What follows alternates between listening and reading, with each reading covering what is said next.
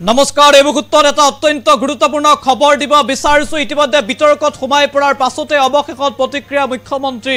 যে তৃতীয় আৰু চতুৰ্থ বৰ্গৰ পৰীক্ষা পুৰণি পদ্ধতিতে অনুষ্ঠিত কৰাৰ যুঁজা চলাইছে এতিয়া চৰকাৰে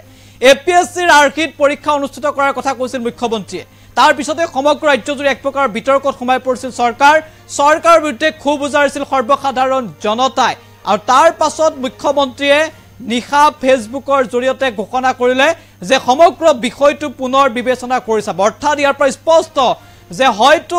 পুৰণি পদ্ধতিৰে অনুষ্ঠিত হ'ব তৃতীয় আৰু চতুৰ্থ বৰ্গৰ পৰীক্ষা এপিএছচিৰ আৰ্হিত নহয় পুৰণি পদ্ধতিৰে হয়তো অনুষ্ঠিত হ'ব তৃতীয় বৰ্গ আৰু চতুৰ্থ বৰ্গৰ পৰীক্ষা এই সন্দৰ্ভত ইতিমধ্যে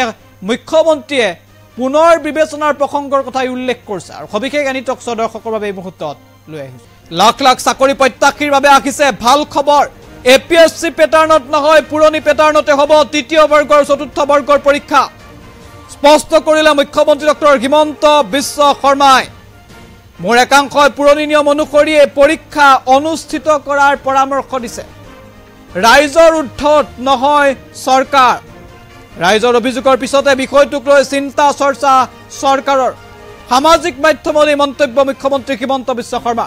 মুখ্যমন্ত্ৰীগৰাকীয়ে উল্লেখ কৰিছে যে মোক একাংশই পুৰণি নিয়ম অনুসৰি পৰীক্ষা অনুষ্ঠিত কৰাৰ পৰামৰ্শ দিছে ৰাইজৰ উদ্ধত চৰকাৰ নহয় বুলি মন্তব্য কৰিছে মুখ্যমন্ত্ৰীয়ে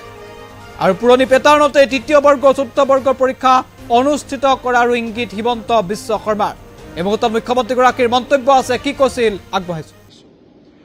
যোৱা পৰহি মই ফেসবুক লাইভত এটা কথা উল্লেখ কৰিছিলো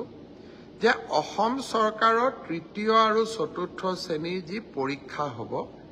তাত আমি লোকসেৱা আয়োগৰ আৰ্হিত প্ৰিলিমছ আৰু মেইনছ আমি অনুষ্ঠিত কৰিম দুই এজন ব্যক্তিয়ে মোক জনাইছে যে পৰীক্ষাত নতুন নিয়ম এই বছৰ কৰিব নালাগে কাৰণ আৰু যিহেতু দুমাহ আছে গতিকে আমি পুৰণা বা আগৰবাৰৰ দৰে পৰীক্ষা পতাটো উচিত হ'ব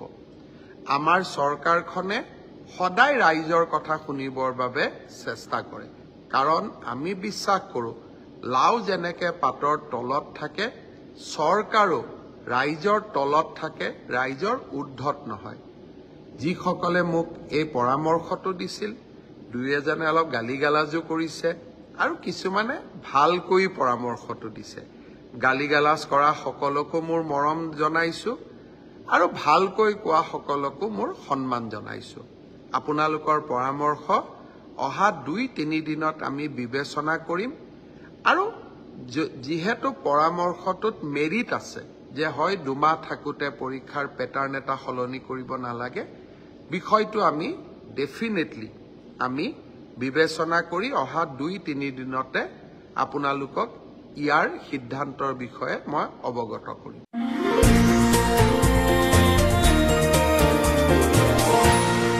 এনিটক্স